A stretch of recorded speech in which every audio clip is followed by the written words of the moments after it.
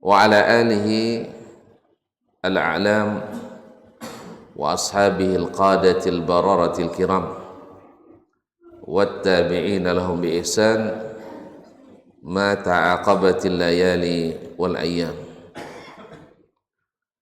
Amma ba'du, fa aula ma yuftatahu bihi al-kalam bimithli hadzal maqam al-wasiyatu bi taqwallahi al-malik al-'allam wa ta'atihi 'ala ad-dawam. Fa inna taqwallahi a'la nasab wa inna ta'atahu aghla muktasab.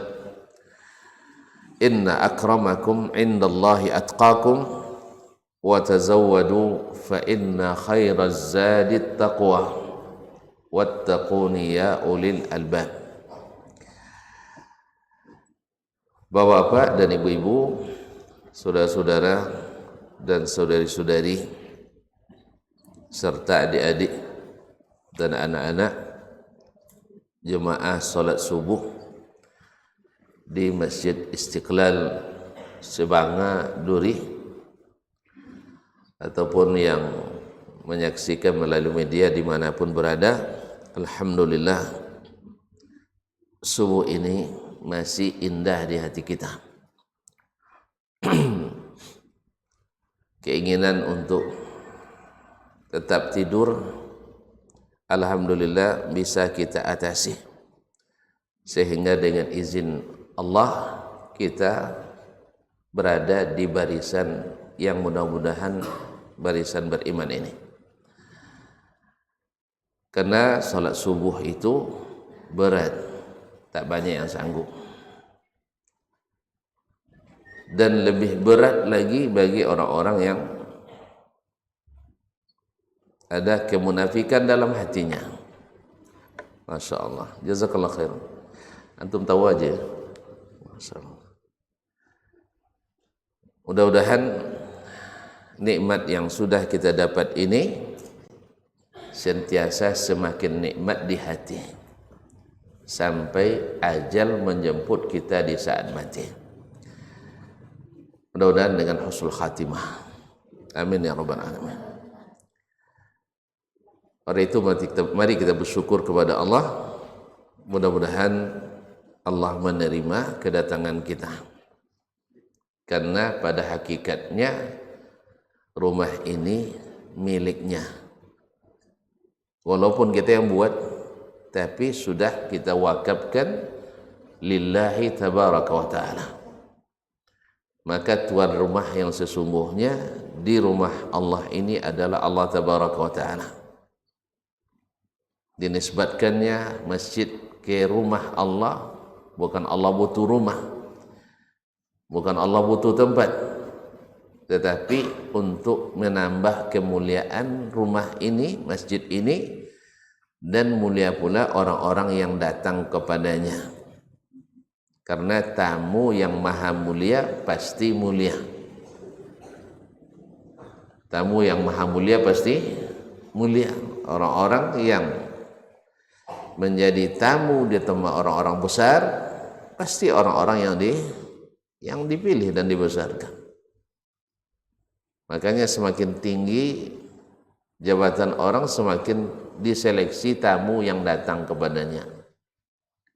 Ya Pak Haji, anak bertamu ke presiden bisa sembarang orang? Enggak kan? Ke Pak Camat aja diseleksi juga. Bupati apalagi, gubernur tambah lagi, presiden lebih lagi. Tapi alhamdulillah kita di rumah Allah ini, Masya Allah, Allah berikan kemudahan. Itu tandanya Allah lebih pemurah dari makhluknya. Awak nak jumpa makhluk payah tu. Iya tak? Kadang-kadang terpaksa sogok kuda kadang. Iya kan, supaya dapat ketemu kan. Kadang-kadang sini tak ada lah. Di sini tak ada nah. Negeri kita tak ada. Negeri orang aja. Nah, tapi ke rumah Allah, Masya Allah, kapanpun, dimanapun, dalam keadaan apapun, boleh masuk. dan Allah pun menyambut dengan baik. Dalam keadaan berdosa, datang ke rumahnya, diterimanya juga. Mudah-mudahan kita membersihkan hati di sini. Dalam keadaan bertakwa tentu lebih lagi. Allah SWT terima dengan sangat-sangat terhormat. Oleh itu kaum muslimin dan muslimat, hakikatnya kita datang ke sini ini adalah karunia yang Allah berikan kepada orang-orang yang Allah pilihkan. Oleh itu mari kita bersyukur kepadanya. Mudah-mudahan kedatangan kita ini tak satu pun kita yang rugi, karena Allah berjanji yang duduk di rumahnya tak ada yang rugi. Mudah-mudahan semuanya dapat bingkisan lebih daripada yang diharapkan. Kaum bapak dan kaum ibu yang dirahmati Allah, salawat dan salam kepada baginda Nabi alaihi salatu wassalam yang mengajarkan kita agama ini. Beliau dulu berdakwah sangat sulit, sangat berat, ditentang oleh orang-orang paling dekat, karib kerabat, tetapi beliau tak pernah berhenti. Walaupun difitnah, diintimidasi, bahkan sering dipersekusi. Ini kalau ada persekusi dakwah hari ini, jangan-jangan juga mengikut lawan-lawan Nabi dulu. Kan banyak sekarang dakwah dipersekusi orang. Jangan-jangan belajar sama-sama belajar sama Nabi atau sama siapa? Nah, Ustaz, yang suka menghalangi dakwah, mempersekusi dakwah, jangan-jangan belajar sama Nabi? Hah? Sama antum yang bilang, saya enggak. Lah anak katanya belajar sama Abu Jahal katanya. Ya, antum bilang gitu ya? Tanggung jawab. Iya. Nabi sering dipersekusi dakwanya. Bukan karena Nabi keras, bukan karena Nabi tidak lemah lembut, bukan tidak hikmah, tetapi hati yang tidak bersih, hati yang tidak lunak, hati yang keras menentang kebenaran. Tapi akhirnya dengan Nabi sallallahu alaihi wasallam, dengan bimbingan Allah kepada Rasulullah sallallahu alaihi wasallam, hati-hati itu kembali bersih. Walaupun prosesnya lumayan lama. Lumayan ya, hanya 23 tahun. Oleh sebab itu saya masih optimis. Saya pulang baru 12 tahun. Ya, jadi kalau masih banyak yang belum menerima, wajar-wajar saja. Ya siapa? Awak dah sebenarnya orang kampung pula, Pak. Ya. Cuma pernah lama belajar di kota Nabi sallallahu alaihi wasallam. Ya, lebih kurang hanya sekitar 15 tahun. Nah, cuman saya tidak berani berklaim jumpa Nabi tiap hari, karena setiap hari baca selawat banyak sekali, karena saya di jurusannya hadis. Kalau sebut hadis seperti menyebut nama Nabi. Setiap menyebut nama Nabi pasti selawat kepada Nabi. Ternyata banyak selawat ke Nabi tidak otomatis bisa mengeluarkan Nabi dari kuburannya. Padahal saya potensi sekali untuk klaim itu, Bang. Sebab saya belajar Sunan Nasa'i itu sampai tamat di Raudhah. Pernah masuk Raudhah? Pernah? Berebut kan? Payah kan? Ya, Bang, lambat datangnya. Tahun berapa hajinya? Tahun berapa? Belum pernah? Sudah tahun berapa? 2019? 15, terlambat. Saya 93 masuk. Ya, 93 itu masih belum krisis ekonomi. Sebab setelah krisis ekonomi semakin bagus, ramai orang umroh dan haji. Iya kan? 90-an kan tidak ramai, tidak ada antri naik haji. Daftar masuk. Tapi 98 belakangan sampai sekarang daftar tunggu 15 tahun. Nah, coba. Jadi bagus juga krisis tuh, Pak ya. Ya orang tambah banyak PT-nya. Ya dulu punya dolar 1.2.500, sekarang punya dolar 1. Nah, tahu punya dolar nampaknya. 14 juta ya. 14.000. Oh, Masya Allah. Ya bayangkan. Dulu 1 dolar 2.500, 2.500, sekarang berapa tadi? 14.000. Antum punya dolar? Enggak, kalau ada kasih aja lah. Antum kan tidak pakai di duri loh. Kalau kami keluar negeri terpakai kan.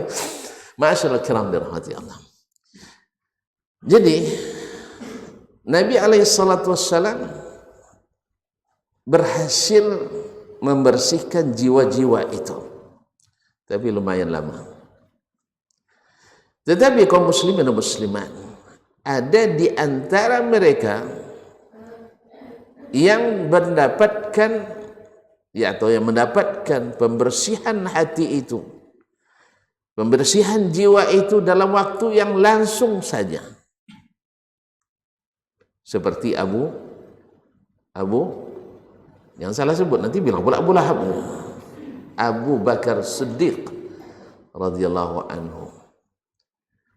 Ibunda Khadijah radhiyallahu taala anha. Utsman Ibn Affan radhiyallahu anhu, yang malaikat saja malu kepadanya karena saking pemalunya dia, malaikat pun malu kepadanya. Abdurrahman Ibn Auf,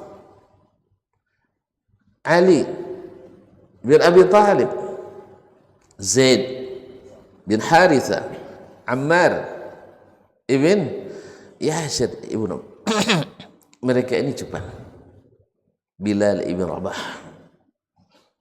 Tapi ada yang berproses lambat.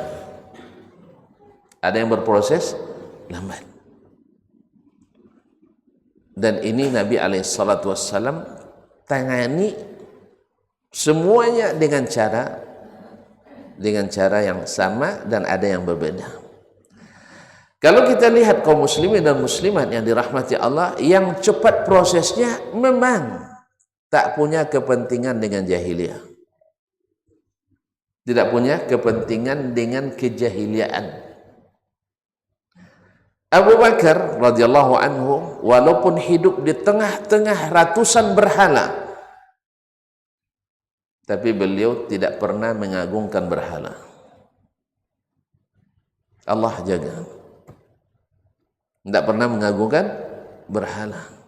Khadijah radhiyallahu anha di tengah-tengah wanita-wanita yang suka tabarruj, yang suka mengumbar keindahan badannya, tabarrujul jahiliyatil ula, Khadijah terjaga kesuciannya sampai di masa jahiliyah pun bergelar dengan at-tahirah.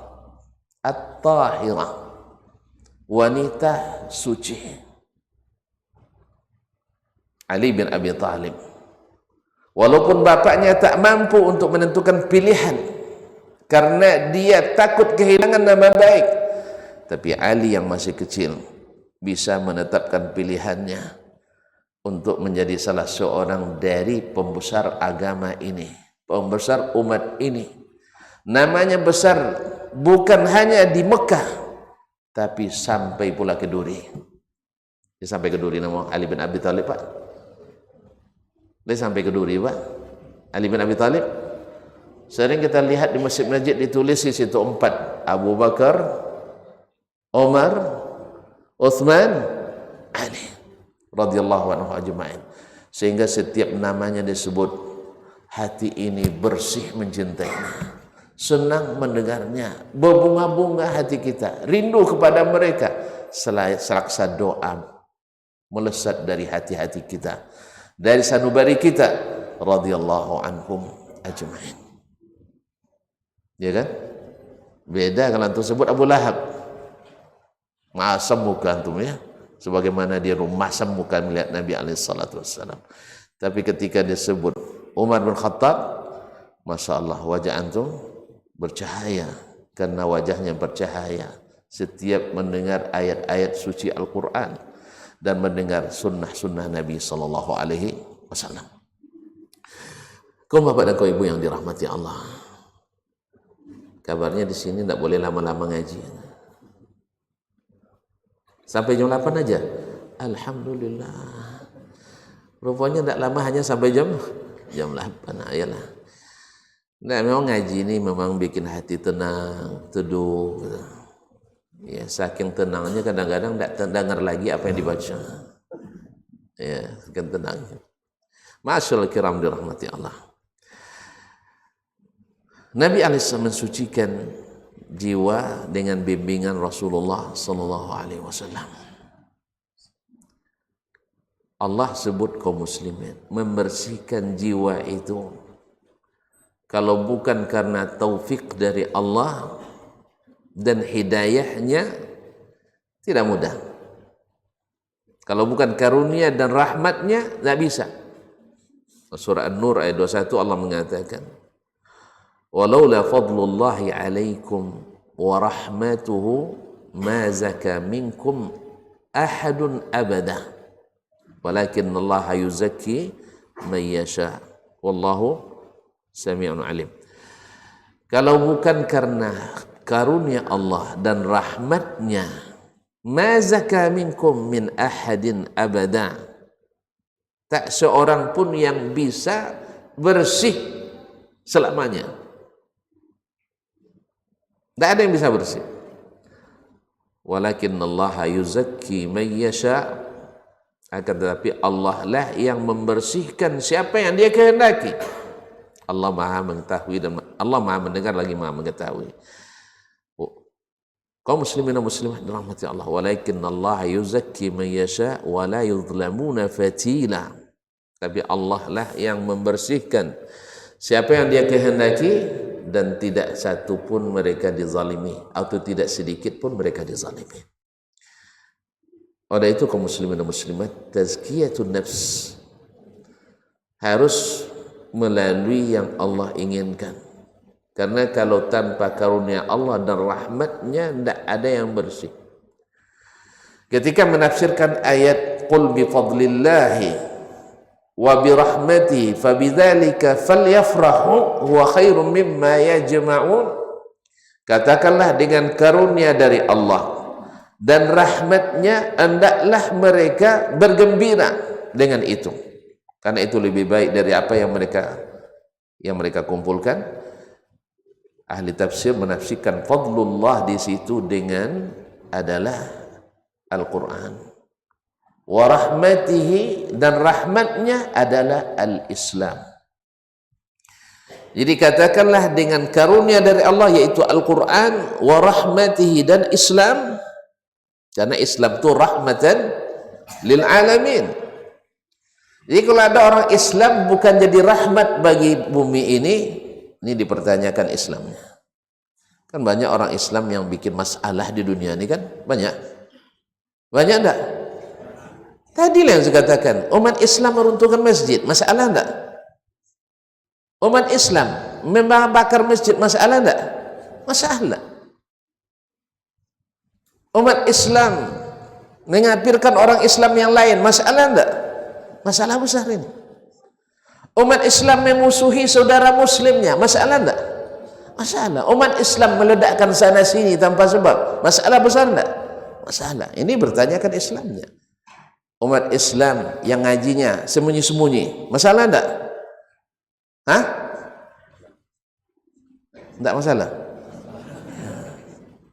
Negara sudah menjamin antum untuk beragama sesuai dengan keyakinan masing-masing. Undang-Undang Dasar 45. Hak beragama itu dijamin. Kalau ada yang melarang-larang beragama, berarti Islamnya takut nampaknya. Islamnya bermasalah. Makanya kaum muslimin harus Islam itu rahmatul alamin. Kalau menjadi azab berarti Islamnya ada masalah. Makanya hendaklah bergembira dengan Al-Quran dan Islam ini yang merupakan karunia dan rahmat dari Allah Subhanahu wa taala, yang dengannya bersih kita. Walaula fadlullahi alaikum wa rahmatuhu, kalau bukan karunia Allah dengan turunnya Al-Quran, wa rahmatuhu, dan rahmatnya dengan datangnya Islam, ma zaka minkum min ahad, tidak ada yang bersih dari kalian satu pun. Jelas? Sudah jelas? Sudah jelas, selesai kita. Hah? Oh belum? Ah, ya, kalau belum ditambah lagi. Nah, iya, kalau sudah jelas selesailah kan, Pak ya. Nah, jadi dengan Islam lah, dengan Al-Quran lah, baru bisa besar jiwa kita.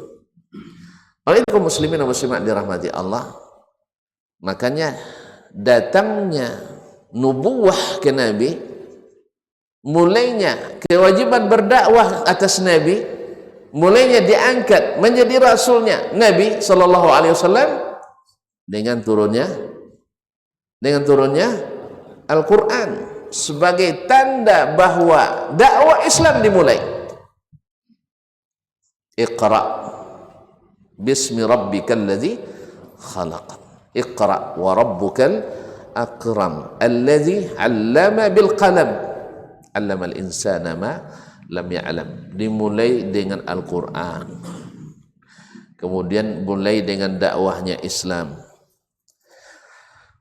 Ma'asyarul kiram dirahmati Allah. Nah, Nabi alaihissalatu wassalam lahir di tengah masyarakat yang tadi disebut masyarakat jahiliyah. Jahiliyah itu kebersihan atau kekotoran? Kekotoran. Sampah-sampah keyakinan dilegalitaskan atau dilegalkan. Aturan-aturan yang tidak adil dilegalkan, diundangkan. Muamalah yang tidak bersih juga menjadi fondasi ekonomi. Adat istiadat yang penuh dengan mistis menjadi yang harus dilestarikan. Coba kita lihat dulu dari bab akidah, bagaimana kotornya akidah jahiliyah itu. Apa misalnya akidah jahiliyah yang kotor itu? Ada orang, apa nama tadi? Itu khamar belum akidah itu. Ini nanti babnya bab lain tuh. Aturan. Akidah, keyakinan. Tidak tahu. Nah, berarti perlu belajar akidah kita nampaknya nih. Misalnya orang kalau nak pergi berdagang, pergi berjalan musafir, kafilah dagang itu dimulai dengan prosesi melepaskan unggas. Ungge, tahu? Burung. Dilepaskan burung. Bila terbangnya ke kanan, berarti tanda beruntung. Terbangnya ke kiri, tanda buntung. Tak mau terbang. Nah, masyaallah kiram dirahmati Allah. Apa hubungannya untung rugi dengan terbangnya burung? Yang namanya burung pasti ada terbang ke kiri, ada terbang ke kanan. Jadi mereka meyakini sesuatu yang tidak berdasar. Jelas Ustaz? Sebagian orang kita kalau sekarang meyakini kalau nak jadi miskin masuk Islam dulu, kalau nak kaya keluar dari Islam. Apa hubungannya? Orang Islam ada yang kaya, ada yang miskin. Karena negeri ini kebanyakan orang Islam, tentu yang banyak terlihat miskin orang Islam. Apa pun nak pergi Cina, cobalah pergi. Wajah nak mengizinkan nampaknya. Iya, Cina Selatan masih bisa nerima. Nah, cobalah nanti. Tengok yang miskin-miskin di sana orang Islam atau bukan? Orang Islam? Hah? Dia belum tahu, belum pernah pergi. Yang miskin di sana Banyak orang Cina berapa? Orang Islamnya? Serius antum? Kira-kira? Kira-kira. Saya tidak terima kira-kira. Taib. Antum pergi ke Bangkok. Pernah ke Bangkok? Bangkinangku. Oh, pernah. Bangkinangku. Yang miskin di sana banyak orang? Bilang aja orang cu. Orang Islam. Ke Bangkok. Bangkok ibu kota Thailand. Yang miskin di sana orang apa? Islam juga. Subhanallah. Ini keyakinan yang salah ini. Gara-gara pengen kira-kira. Taib, antum ke Jepang. Orang Jepang kaya semua. Enggak tahu. Jadi kira-kira saya. Nah. Taib, ada orang miskinnya sana enggak? Ada. Yang miskin orang apa? Islam juga. Allahu a'lam. Dia enggak punya data, makanya main kira.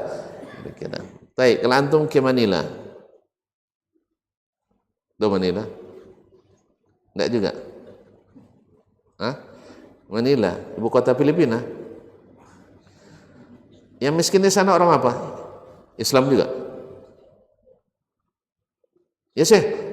Nah, jadi kaum muslimin dan muslimat dirahmati Allah. Yang miskin di Cina banyak orang Buddha. Yang miskin di Bangkok banyak orang Buddha.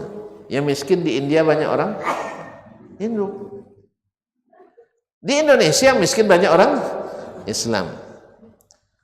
Nyesal antum di Indonesia? Nyesal antum jadi orang Indonesia? Harus bangga sih. Dunia membanggakan Indonesia dimanapun. Antum aja yang tidak bangga dengan Indonesia. Coba ya, rubah itu mindsetnya. Saya bangga jadi orang Indonesia. Jelas, Indonesia itu bagus kata orang luar negeri. Bagus. Orangnya Masya Allah. Tinjak kakinya, maaf mas, masih terpakai. Cuman dendamnya 10 tahun tidak hilang. Lembut tapi dendam. Ya kalau orang Arab enggak, keras tapi cepat hilang. Mana yang bagus ya? Bagus Indonesia lagi Ustaz. Antum masa antum Arabisasi nampaknya. Hah? Ya, bagus lagi orang Indonesia. Apa sebab? Lembut tapi cepat memaafkan. Nah, yang dendam lagi itu dulu tuh yang dendam itu, sekarang banyak juga. Nah, dulu yang berdendam itu. Jadi kadang-kadang gara-gara hujan sehari hilang panas tahun. Itu orang Indo itu hebatnya. Panas tahun hilang gara-gara hujan sehari. Allah Ustaz. Baik kaum muslimin dan muslimat dirahmati Allah. Sampai di mana tadi, Mak? Enggak. Tentulah kalau udah bawa belok-belok pusing lah. Hah? Burung, itu. Burung. Apa hubungan burung tadi? Keyakinan. Hanya dikira-kira. Lahirlah keyakinan jahiliyah. Padahal ya setelah mereka masuk Islam, mereka sadar bahwa ketika burung terbang ke kanan pun mereka rugi juga kadang. Tapi karena apa? Syaitan memberikan akal mereka, karena banyak yang namanya antum pergi dagang pada umumnya beruntung kan? Pada umumnya. Dan kadang-kadang setan pula yang menarik burung itu terbang ke kanan tuh. Kan setan kan tidak tahu kita, dia kan tidak nampak, Pak. Kan tidak nampak setan. Ada yang pernah ketemu setan? Tunjuk tangan. Hah? Innahu yarakum huwa wa qabiluhu min haitsu la tarawnahum.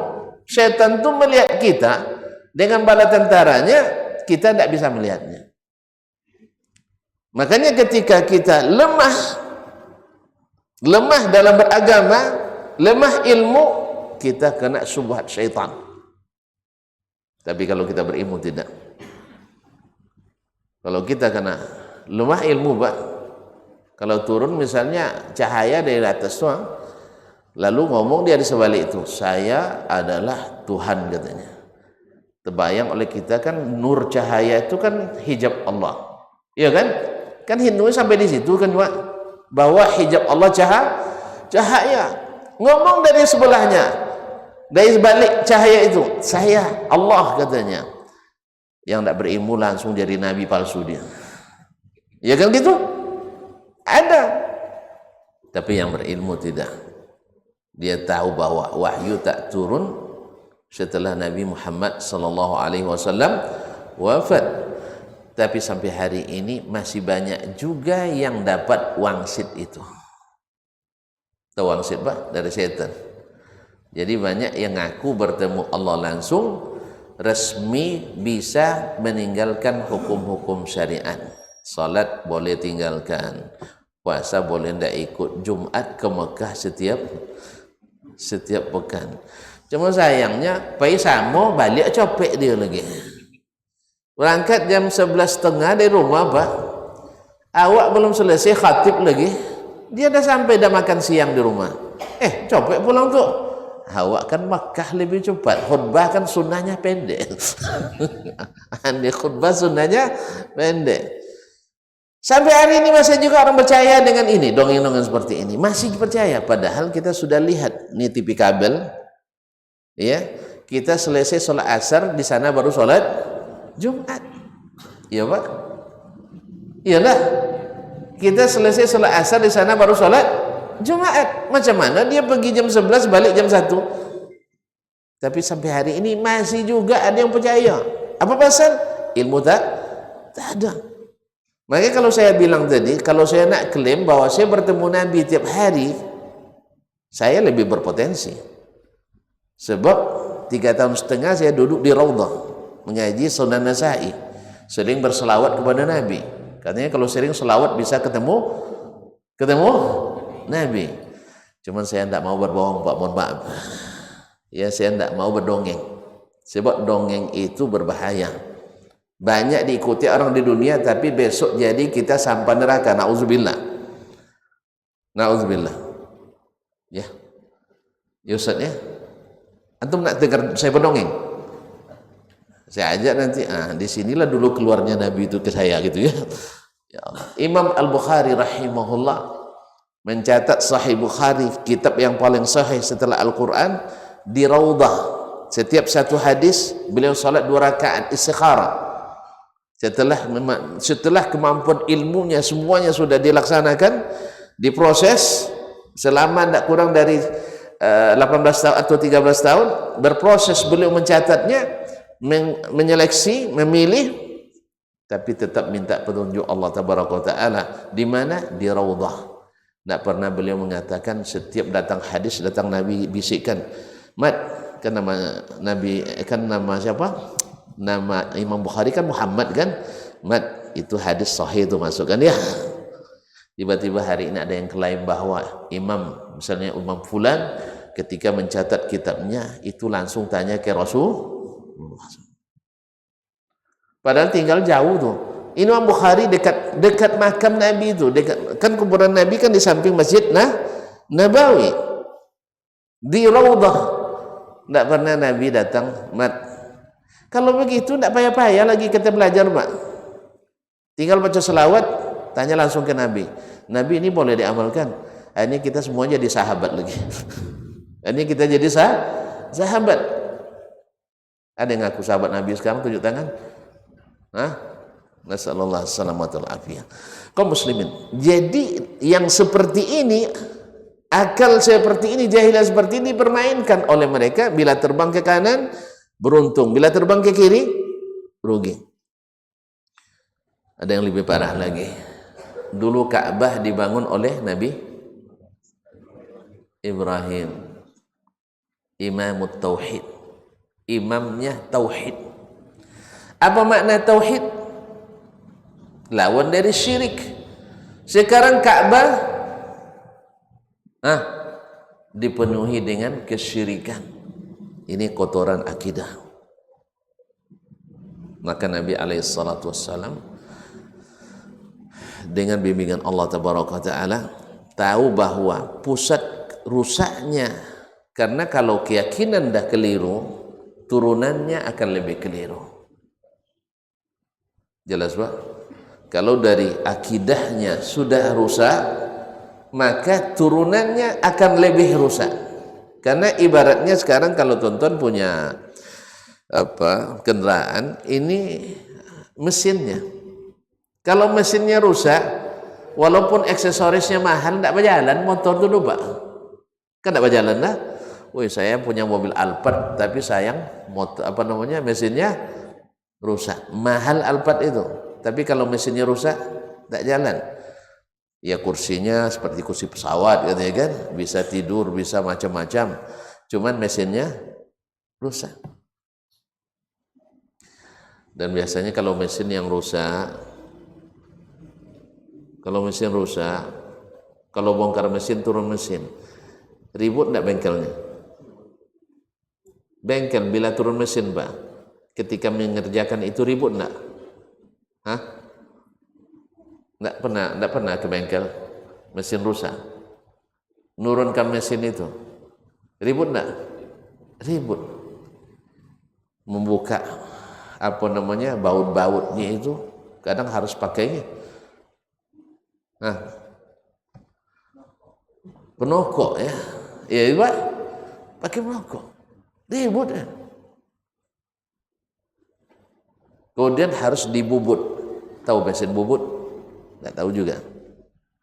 Kalau orang Arab bilang farmata, bukan permata, farmata.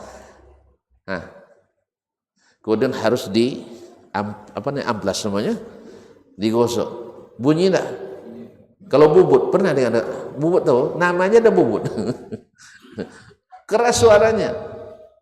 Kenapa? Demikianlah yang berlaku dengan orang-orang jahiliyah ketika Nabi nak bersihkan jiwa mereka dari kesyirikan itu, memang ribut-ribut mereka. Ribut-ribut. Padahal tidak mau. Apa sebab? Ini mahal biayanya katanya. Mahal biayanya Pak. Sebab berhala yang 360 dalam Ka'bah itu harus dikeluarkan nanti. Itu dah terbayang sama mereka. Padahal masing-masing Ka'bah itu kan ada PAD-nya di situ. Sumber PAD. Tahu PAD? Pendapatan asli dayen. Pendapatan asli dayen. Jadi ada kepentingan orang-orang jahiliyah di situ. Nanti patung Lata, Uzza, Manat, ya, kan masing-masing daerah. Kalau Uzza di mana? Tidak tahu juga ya. Lata di Taif kan? Lata di Makkah, Uzza di Taif. Saya salah. Manat di Marwah. Kemudian Lata di Jamuh di perbatasan Tanah Haram. Kemudian ada satu lagi di Jeddah. Ini menjadi destinasi wisata,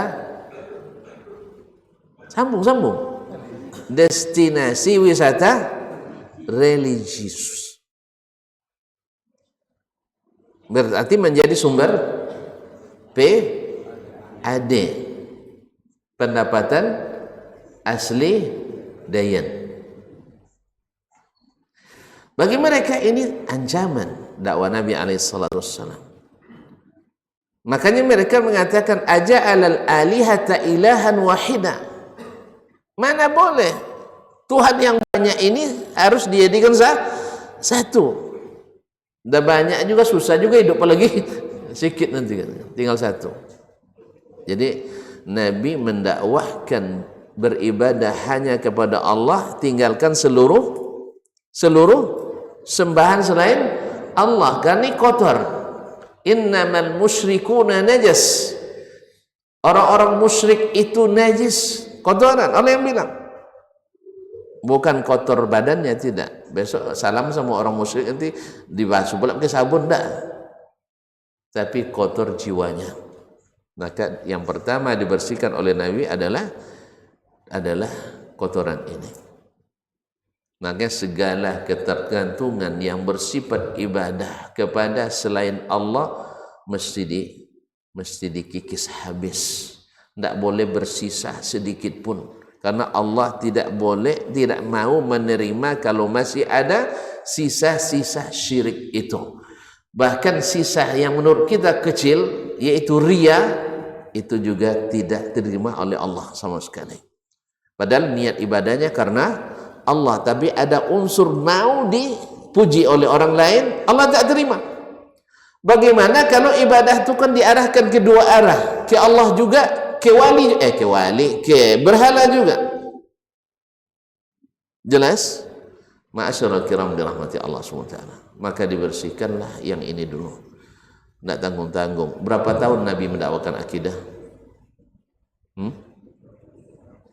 tahun? 23 tahun. Ahsan. Bukan 13. 13 itu di Makkah fokus akidah. Tetapi setelah di Madinah ada akidah terus sampai akhirnya, dan ditambah dengan hukum-hukum syariat yang lain. Ya, menjelang Nabi hijrah turun syariat salat. Isra dan Mi'raj Nabi SAW diwajibkanlah salat. Kemudian sampai di Madinah Nabi diwajibkan lagi puasa di tahun kedua Hijriah. Jelas? Kemudian amalan-amalan lainnya, umrah, haji di tahun ke-9 dalam syariat Nabi Muhammad SAW. Walaupun di masa jahiliyah orang haji, makanya sebenarnya pengurus Masjidil Haram waktu itu Haji Abu Jahal, Haji Abu Lahab, itu haji semua, tapi haji jahiliyah. Ini mohon maaf deh, kan mereka haji di musim itu. Cuman waktu orang Arab kan tidak ada gelar haji. Yang gelar haji kan hanya orang Nusantara. Jadi kalau tidak disebut haji nanti marah pula ya Pak ya. Nah, jadi makanya dituliskan Pak Haji. Nah, kalau orang kita tidak sebut haji sekarang, Pak ya, tidak sopan sama orang tua katanya. Dicari-cari apa tidak sopan saya? Tadi salam sudah, bahkan cium tangan lagi. Rupanya bilang Pak Haji. Biasanya kan panggil Pak Edi kan. Lupa anak muda nih bahwa beliau baru haji 2 tahun yang lalu. Akhirnya dia panggil monggo Pak Edi kan ya kan. Tidak tahu dia saya sudah haji gitu. Nah, lupa dia, dibilang tidak sopan. Apa sebab tidak panggil Pak Haji? Jadi hati-hati juga di kita, kalau orang kita sudah haji panggil aja lah Pak Haji ya. Tapi bukan karena dasar syariat, tapi dasar kebiasaan. Ya, nah, ya daripada marah dia nanti. Habis itu tidak boleh lagi lewat depan rumahnya. Habis itu cinan pula sama putrinya. Pas melamar tidak mau diterima. Itu jangan, orang tidak berakhlak tuh kan ya. Apa pasal Pak? Apa dah haji tak panggilnya haji katanya. Itu salah rupanya. Hati-hati. Makanya ya panggil aja lah Pak Haji. Tapi bukan niatnya untuk ria, tidak. Nah, masyaallah kiram dirahmati Allah. Jadi dibersihkan. Karena apa? Karena yang ini syirik itu selama masih ada, tak satu pun yang diterima ibadah.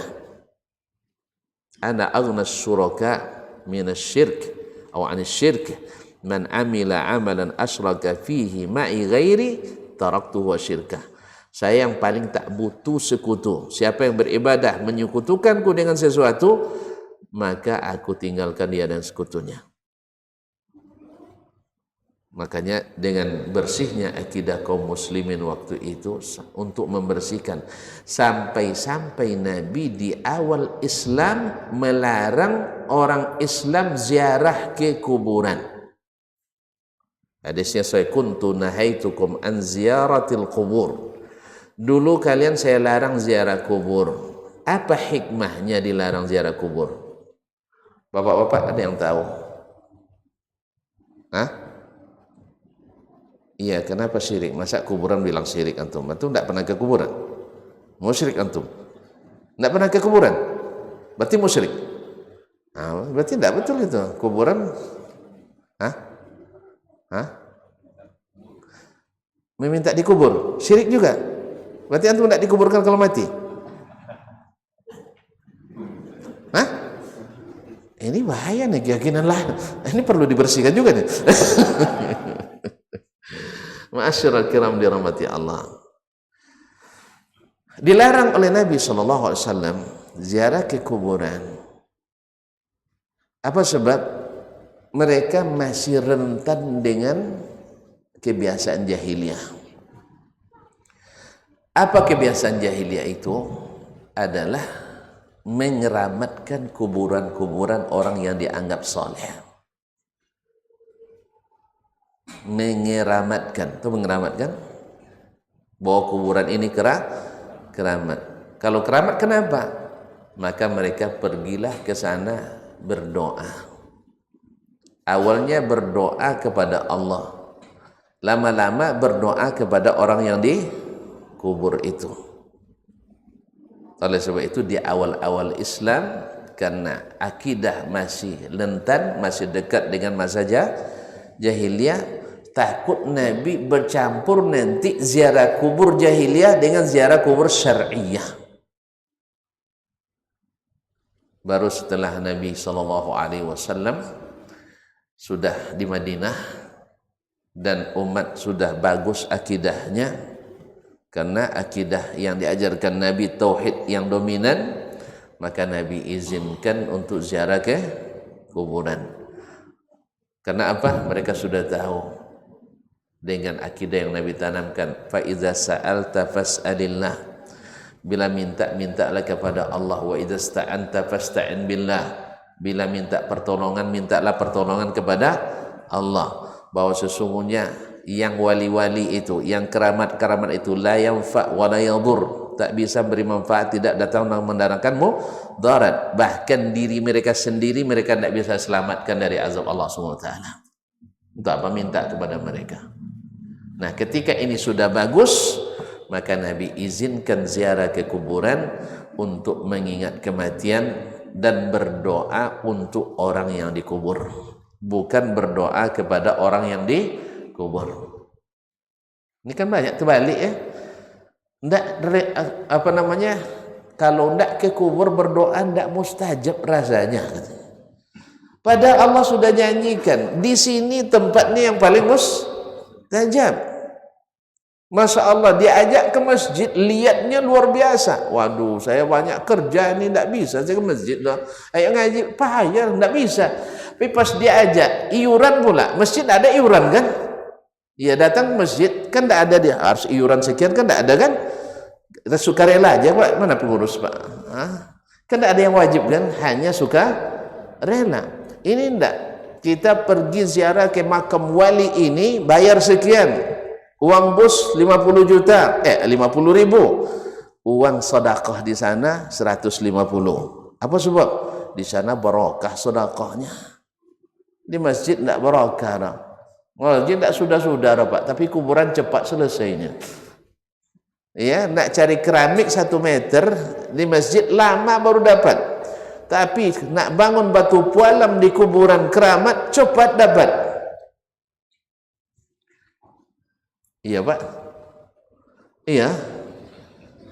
Nak membangun kuburan cepat selesai, bangun masjid lambat selesai. Bayangkan kaum muslimin dan muslimat dirahmati Allah SWT. Maka Nabi di awal-awal dilarangnya untuk ziarah ke kuburan.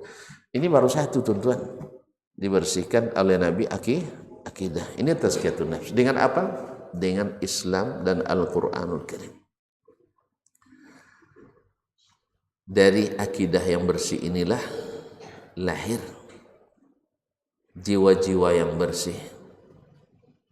Ketika orang muhajirin hijrah ke Madinah. Orang muhajirin dari mana? Dari Mekah. Orang Ansar dari mana? Madinah. Sesuku? Tidak. Sekabilah? Tidak. Satu etnis? Masih Arab ya. Cuman tak sesuku. Bahkan dulu di masa jahiliyah mungkin terlibat perang. Tapi setelah dibersihkan akidahnya, mereka lebih dari seperti saudara kandung. Allah yang ceritakan, wa yu'thiruna ala anfusihim Walau kana bihim khasasah, mereka mendahulukan saudara muslimnya walaupun mereka dalam kesulitan. Allah Akbar. Awaknya nampak kawan sulit dapat dipersulit. Ini tanda akidah tidak bersih. Orang beli mobil baru kita tidak tidur semalam. Ini tanda akidah tidak bersih. Ya, orang yang ibarat pepatah kita ayam yang bertelur, apa lagi sambungnya? Ayam yang bertelur dia berkotek. Nasallallahu ini tanda tak benar. Orang menyampaikan ayat Quran dan hadis sunnah Nabi sallallahu alaihi wasallam pening kepalanya, sempit dadanya. Padahal Allah katakan faman yuridillahu ayyahdiyahu yashrah sadrahu lil Islam. Siapa yang Allah inginkan dia dapat hidayah, lapang dadanya menerima Islam yang didakwakan oleh Nabiul Islam tadi. Ma'asyiral kiram, di sini pentingnya tazkiyatun nafs, mengikut Rasulullah sallallahu alaihi wasallam dengan akidah yang benar. Masjid-masjid ramai. Makanya Nabi menjadikan salah satu tazkiyatun nafs yang harus diutamakan adalah mendirikan salat bersama kaum muslimin di masjid. Karena di dalam salat itu akan tersimpul banyak kebaikan. Satu, keikhlasan pada Allah, bisa meninggalkan segala urusan lainnya. Orang yang ikhlas, baginya jualan itu tidak penting. Kalau sudah masuk panggilan Allah. Ma'asyiral kiram, ada teman yang sudah hijrah. Dia dulu niaganya di MP. MP di mana? Di Pokan. Di mana, Roh? Saya baru sekali masuk, nyesal saya masuk. Terlalu banyak godaannya di sana. Barangnya bagus-bagus, orangnya juga. Iya. Pertama pulang dulu diajak oleh ipar saya masuk ke situ sekali, cari apa, lupa pula cari apa. Yang dicari tidak dapat, tapi banyak yang nampak. Akhirnya insya Allah saya tidak mau masuk lagi sebelum. Kecuali nanti sudah diputar di situ murattal, kemudian masya Allah akhwatnya sudah berhijab semua. Tapi kalau model sekarang masih takut saya, berdoa tidak boleh masuk lagi. Bukan tidak boleh, ya, salah paham tidak? Saya maksudnya. Antum tidak ikut urusan antum. Saya tidak maksa. Selama masih bisa didapat tempat lain atau dikirim melalui orang lain. Nah, intinya beliau di situ punya jualan. Dulu Ustaz katanya sebelum saya ngaji ini dengan orang azan acuh-acuh, apalagi pas azan tuh orang ramai pula nak beli, Pak. Ramai nak beli. Akhirnya sekarang enggak. Asal azan saya tutup. Subhanallah, yang namanya rezeki Ustaz. Saya ditunggu selesai salat. Ditunggu orang tuh. Kan dia bilang, mohon maaf Bu, saya mau pergi sholat dulu, waktu udah masuk. Silakan Ibu tengok aja tempat lain lah. Pas selesai sholat, Ibu tuh nunggu di situ. Jadi transaksi. Padahal saya lama pula berdoa tadi katanya. Termasuk doanya, ya Allah, laku setelah ini. Laku memang. Itulah kaum muslimin. Masa antum gara-gara minta rezeki ke Allah tinggalkan panggilan Allah? Mana dapat? Dapat pun tak barakah. Tapi sekarang enggak, alhamdulillah. Dulu istri saya selalu khawatir kalau saya pergi Ustaz. Sekarang alhamdulillah dilepasnya. Cuman izin enggak keluar juga. Nah, itu aja masalahnya. Dulu asal keluar sebentar pernah telepon, abang di mana, abang di mana. Sekarang enggak. Kalau sudah seperti ini dia ada yakin saya tidak akan menyeleweng lagi. Alhamdulillah. Ini memang ibu-ibu ini kadang-kadang ya ketika suaminya pergi ditelepon terus, Dek, udah usah risau, abang kan udah ngaji nih, abang tak akan buat yang haram lah katanya.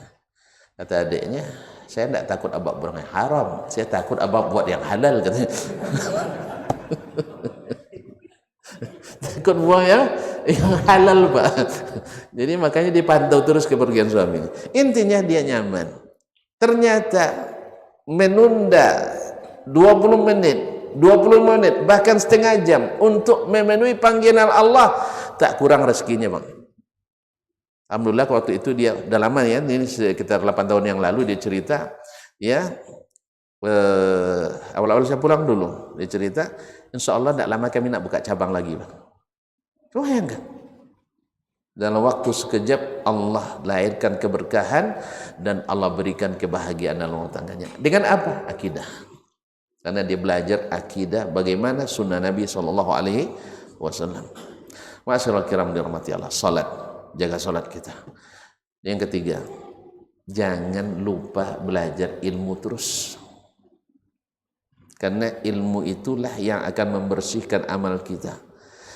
Amal yang bersih membersihkan ikhlas kita. Ikhlas membuat kita zuhud ke dunia. Zuhud ke dunia membuat kita ridha dengan apapun yang ditakdirkan Allah. Makanya ketika datang takdir baik, kita jadi bersyukur. Datang takdir yang menurut kita kurang baik, musibah, kita bersabar. Semuanya kebaikan. Ma'asyiral kiram, yang keempat dan kelima, akhlak yang baik. Sebenarnya semuanya berkaitan dari yang pertama. Bila bersih di dalam, lahir keluar bersih. Maka kalau ada orang hasad, masih hasad. Tadi saya bilang, orang beli mobil, dia tidak tidur. Yang punya dah ngorok dia tidur, awak di rumah mikir dari mana dia dapatnya, gaji kita sama. Jangan-jangan. Akhirnya hasad. Yang seperti ini imannya nihil. Sebab Nabi katakan la yastami'ul iman wal hasadu fi qalbi mu'min. Tidak mungkin berkumpul hasad dan iman di hati satu orang beriman. Tidak mungkin. Apabila dia angkat satunya, iman diangkat, hasad dominan. Bila diangkat hasad, iman yang dominan. Maka sekalipun orang berilmu tetapi hasadnya masih ada, berarti tidak masuk ilmu ke dalam imannya. Hanya sekedar intelektualitas yang tinggi tapi mentalitas kropos. Apa sebab? Hasadnya masih dominasi dirinya. Sama dengan orang-orang khawarij, baca Quran tapi tidak masuk ke dalam dada, hanya sampai tenggorokan. Orang berilmu tinggi boleh, tapi kalau masih hasad, berarti tidak masuk ilmunya ke dalam dadanya. Tidak dia yakini itu. Oleh sebab itu kaum muslimin dan muslimat, perkuat ilmu dengan amal. Karena kuatnya kita dengan amal itu.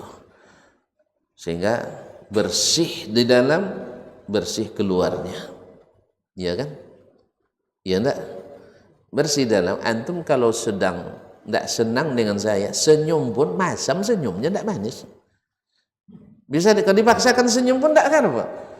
Ada orang masang datang kadang cari-cari kesalahan kita, senyum juga dia, ketawa juga, tapi nampak ketawa yang senang dengan ketawa yang tidak senang. Tapi antum jangan curiga pula, saya tidak. Ya, jangan curiga pula. Saya tidak gunakan ilmu psikologi yang saya pelajari di sini.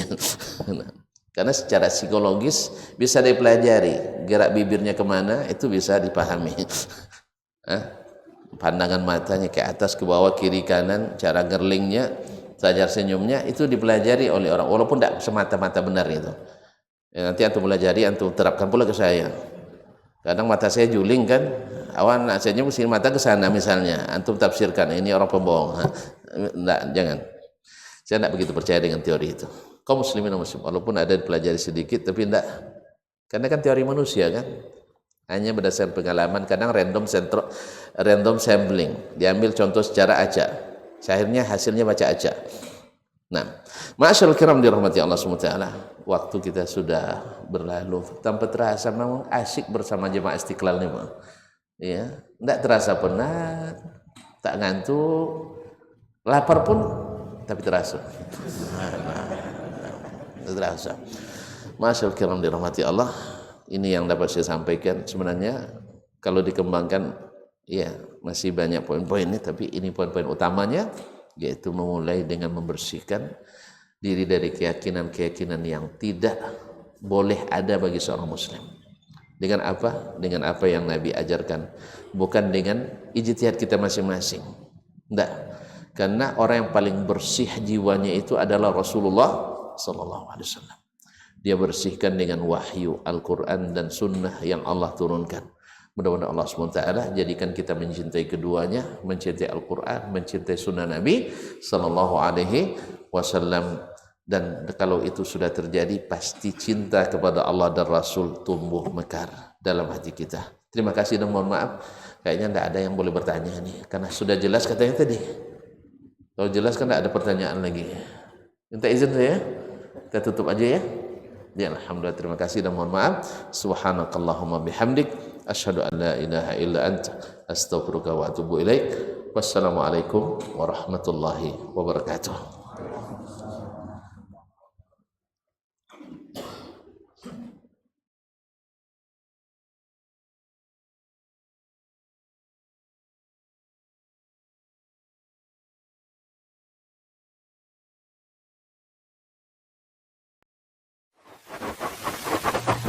Barometer amal kita saleh tak salehnya di salat kita. Bila salat kita ikhlas dan sesuai dengan sunnah Nabi SAW, maka insya Allah amalan yang lain mengikut. Ini aktivitas ini membantu saya di akhirat atau akan menyulitkan saya di akhirat? Kalau seandainya perbuatan itu ternyata akan menyulitkan kita di akhirat kelak, tinggalkan perbuatan itu. Anta ni'mal jund. Kamu adalah sebaik-baik prajurit. Coba lihat. Kamu adalah sebaik-baik.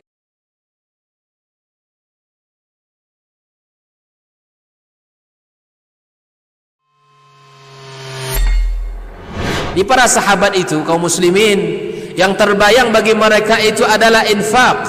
Yang terbayang bagi mereka adalah sebuah kebahagiaan, keselamatan di akhirat yang kekal dan abadi di sisi Allah Tabaraka wa Ta'ala. Semua kita boleh klaim sekarang. Kamu cinta Nabi? Cinta Ustaz. Cinta Nabi? Cinta Ustaz. Termasuk saya.